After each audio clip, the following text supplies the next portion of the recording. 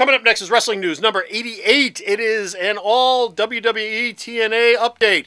And in it, we have stories on people who have been let go and cut by the WWE. We also have stories on people who have been let go and cut by TNA. We have a story about a security guard who was manhandled by a wrestler during WrestleMania.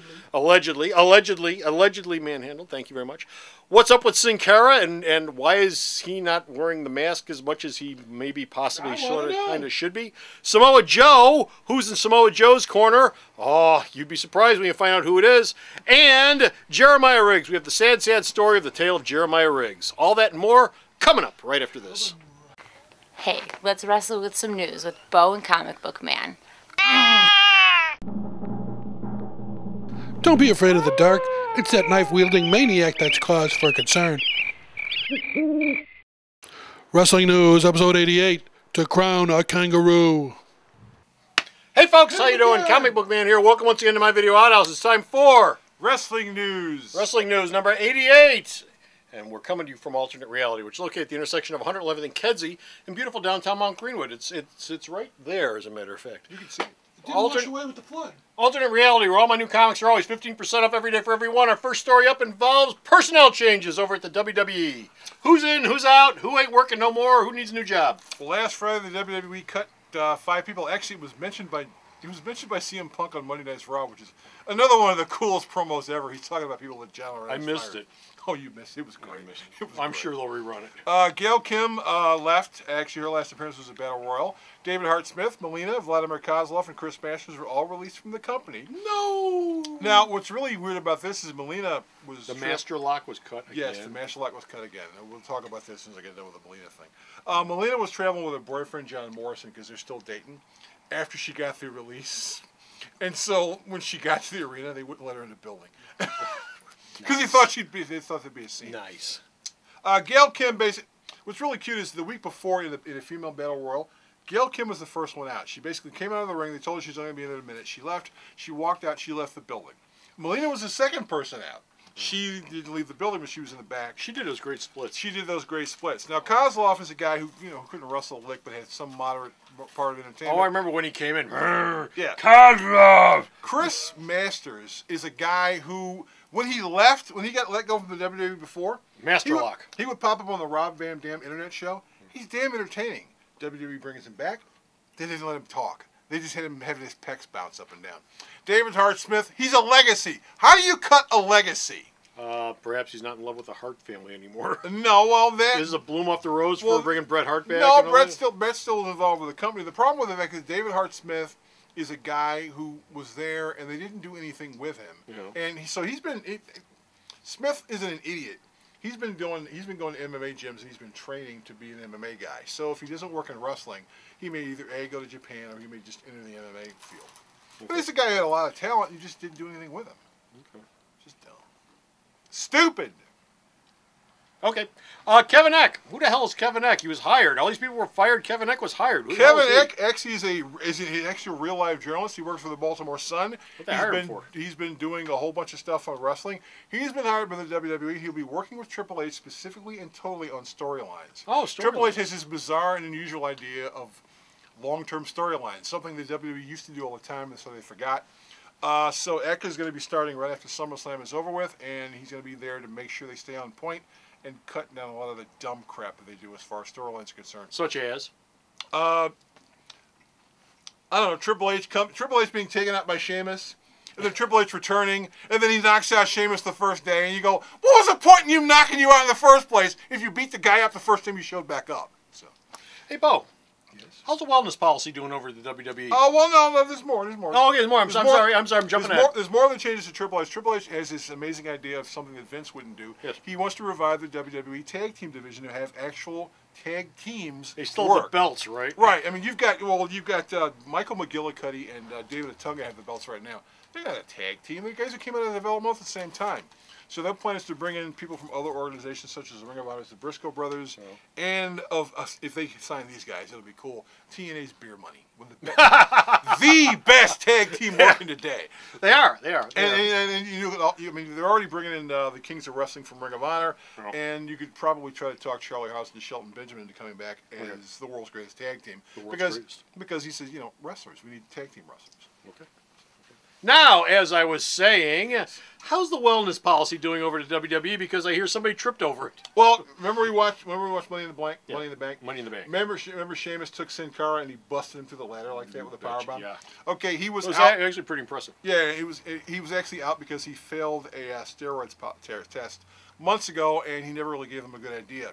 Now, Sin Cara, but he says he had a reason, and he actually has a medical. You mean a good reason? A medical. Good idea, good reason for taking it. He says this is stuff he's been taking in Mexico all along, and the WWE knew about it, but they still suspended him for 30 days. Now, on last night's SmackDown, Sin Cara wrestled, but it hasn't been 30 days. So, the guy behind the mask now. Maybe it's tape delay. No, it's not tape delay. It's actually developmental wrestler Hunico.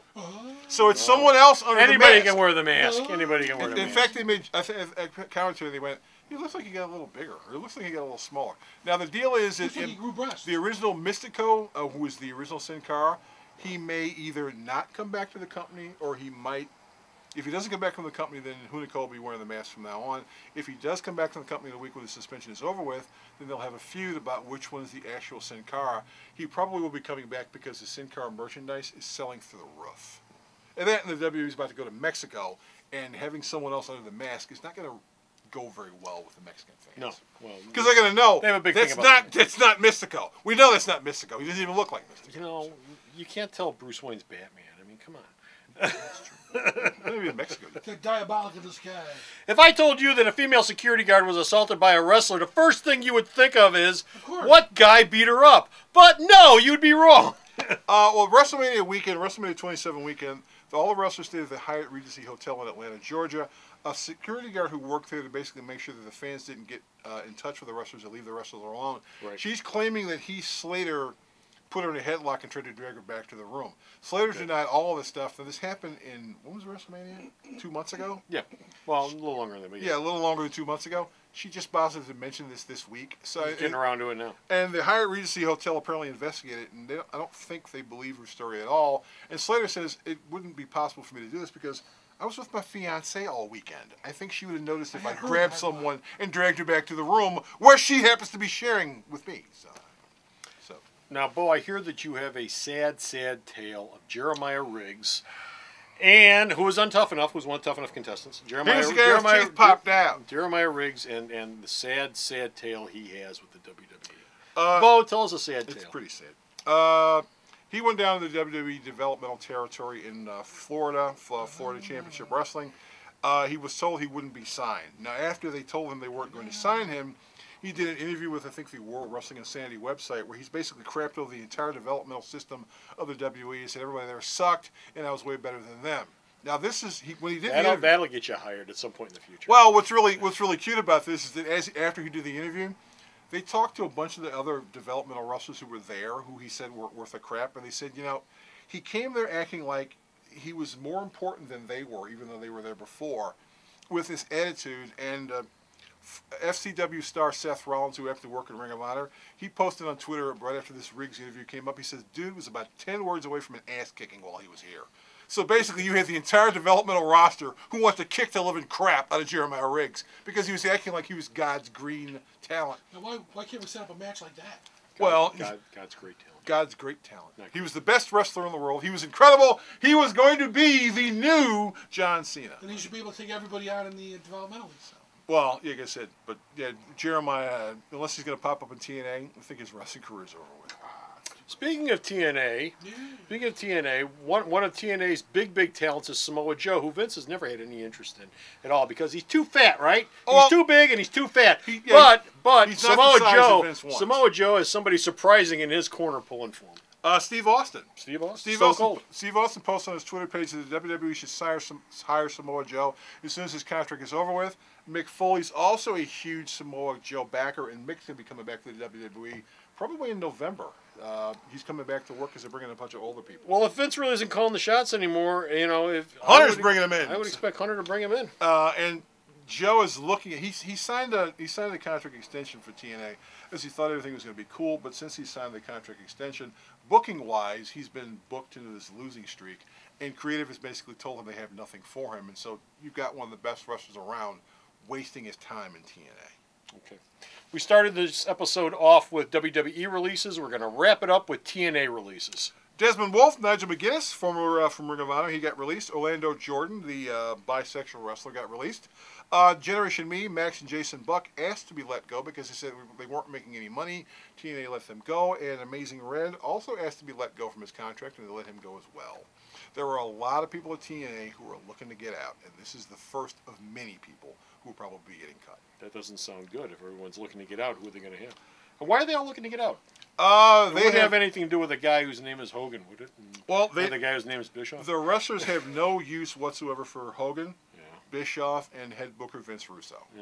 None at all. They're all praying. They were all, when Paul Heyman was going to come in, they were happy because Heyman's attitude was, all the old guys you got here collecting checks, get rid of all of that and bring in new guys and let new guys run the show. Is Heyman coming over? Heyman's not coming over. Heyman's having fun hanging out with his buddy Brock Lesnar and doing the Heyman Hustle, which actually, if you've never been to, is a pretty cool website. TNA, if you want your franchise to have a chance at taking off, have a chance at actually making something of itself, shit can those three folks that we just talked about and hire Paul Heyman. Okay?